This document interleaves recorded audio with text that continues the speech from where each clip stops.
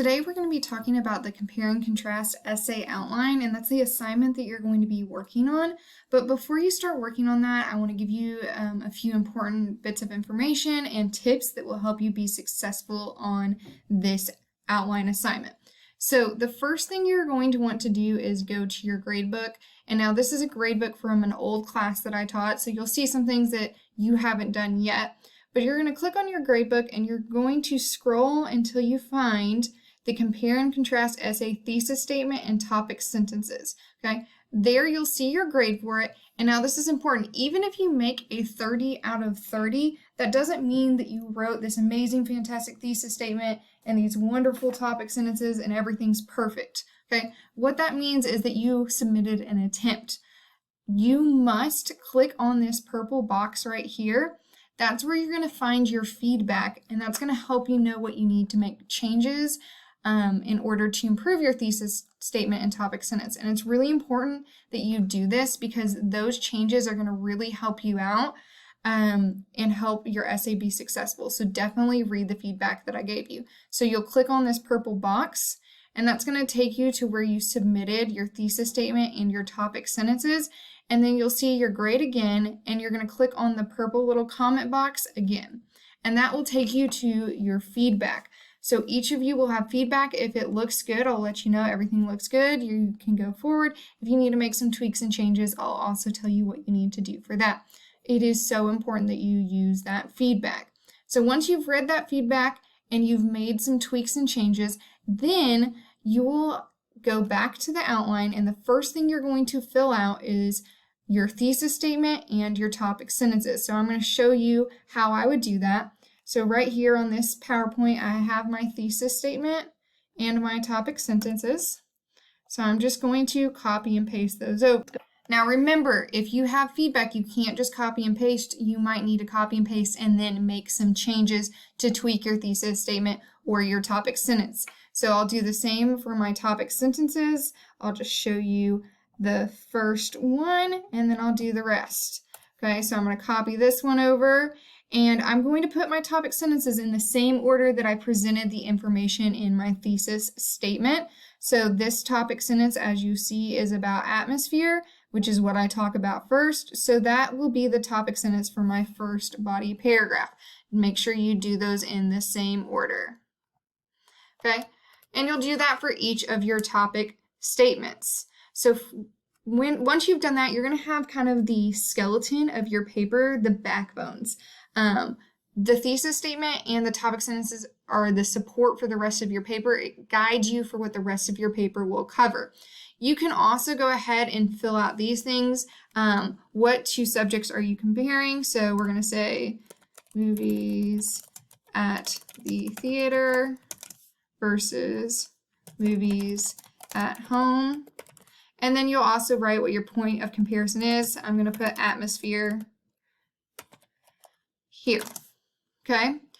That's when, once you've done that, you can start working on the rest of your outline. Now, I encourage you to skip the introduction. After you've gotten the thesis statement in, skip the hook, skip the bridge. You'll fill those parts in, but I find it easier if I go ahead and start with my body paragraphs. Okay, so I know that body paragraph 1 is going to be about atmosphere.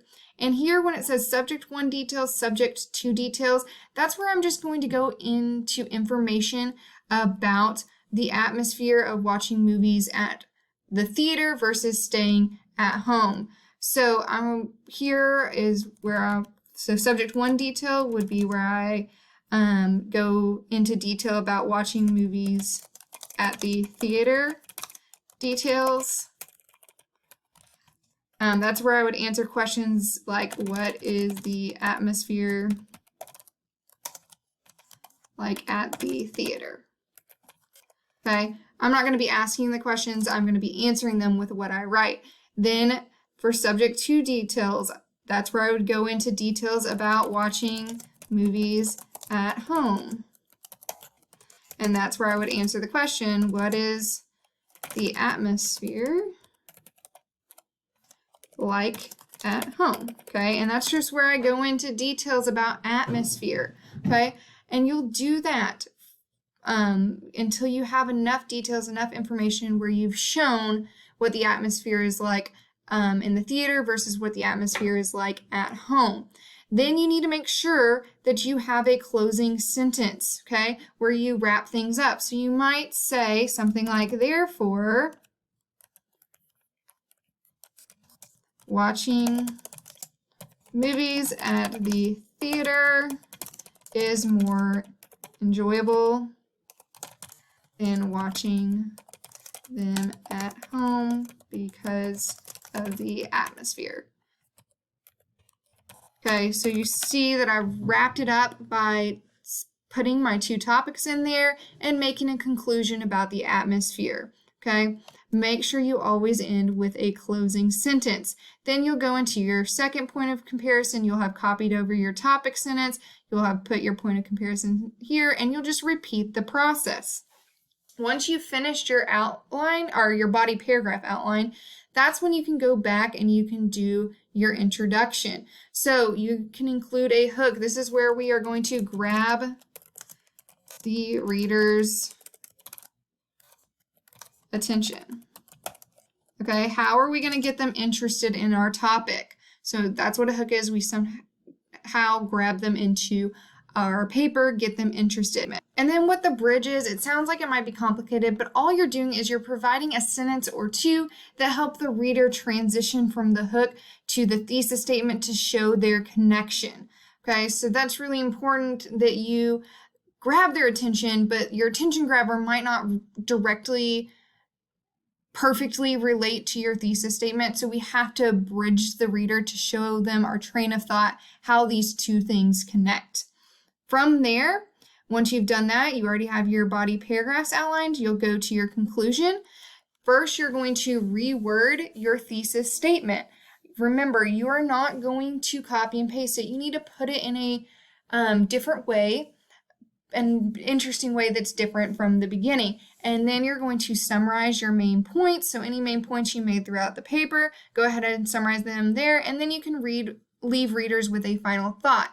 This might be your opinion on the two topics, which one you think is better, or you might encourage them to make their own conclusion. That's just going to be the final thoughts for the reader. It is very important that you write in complete sentences for this, because the more work you put into this outline is going to allow me to give you better feedback, and then it's going to better prepare you for the final draft of the paper. So I strongly encourage you to put as much effort into this outline as possible. Really work on using complete sentences, adding as much information as possible, and meeting the requirements of the essay, because that's going to be what really helps you be successful on this outline. So good luck on outlining your compare and contrast essay. If you have any questions, always reach out to me.